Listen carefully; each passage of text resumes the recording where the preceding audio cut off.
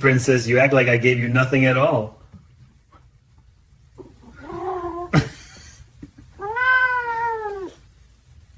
Sure, she will soar and give a chance. She just need a little tune-up.